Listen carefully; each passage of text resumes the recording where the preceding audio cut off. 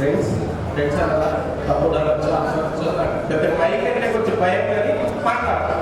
Okay, so first of all ఈ premier league పెట్టాలి అంటే మధుకి నా అభినందనలు తెలియజేస్తున్నాను. మన పెట్టులు అసలు గ్రామం నుంచి ఇలాంటి ఆర్గనైజేషన్ వస్తుందని మధు క్రికెట్ అకాడమీ నుంచి నేను ఎక్స్పెక్ట్ చేయలేదు.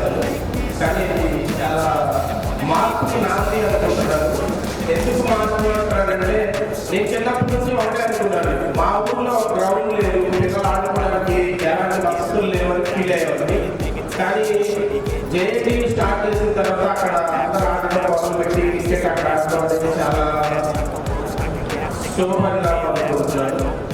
తర్వాత ఏదైతే మన పిల్లలు ఒక 3 టీమ్కి ఏర్పడి ఎప్పుడు ప్రతి సంవత్సరం ఇలాగే క్రికెట్ ఆడతారు. దానిలో క్రికెట్ ఆడటం వల్ల మెయిన్ బేసిక్ ఏం జరుగుతుంది నా ఎక్స్పెక్టేషన్ అంటే అందరి మధ్య ప్రేమ తత్వం అనేది పెరుగుతుందని నేను అనుకుంటున్నాను. ఎందుకంటే అందరూ కలిసి అందరూ ఒక చోట పండగ కావచ్చు, లేకపోతే అందరూ చదువుల్లో బిజీ ఉండడం వల్ల ఎప్పుడో ఒకసారి కలవడం వల్ల ఏమైందంటే వాళ్ళందరూ ఒక చోట వచ్చినప్పుడు ఏదైతే ఆ కమ్యూనికేషన్ అనేది పెరుగుతుంది. బేసిక్గా మనం ఎప్పుడైనా చదువుకునే పిల్లలు సాంప్రదాయ ఏదైనా గ్రూప్కి ప్రిపేర్ అవ్వాలన్నా ఎవరికైనా ఫస్ట్ కమ్యూనికేషన్, ఆ కమ్యూనికేషన్ అనేది అందరూ కలిసి ఆటలు ఆటోమేటిక్గా ఎక్కువ అవుతుందని నా ఉద్దేశం.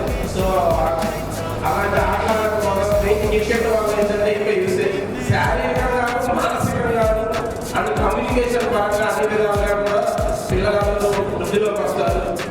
అదేవిధంగా ఇలాంటి ఆటని ప్రోత్సహించడానికి నేను ఎప్పుడు ముందుంటానని ఈ సభాముఖంగా తెలియజేస్తున్నాను. ముఖ్యంగా మన 6 టీమ్స్కి నేను చెప్పాలనుకుంటుంది ఏంటంటే ప్లేయర్స్ని జాగ్రత్తగా చూసేస్తుంది. ఎవరైనా ఫస్ట్ ప్రైజ్ సాధించాలని అందరూ అనుకుంటారు కాబట్టి ఫస్ట్ ప్రైజ్ ఆస్పత్రిగా వెయిట్ చేస్తున్నారు.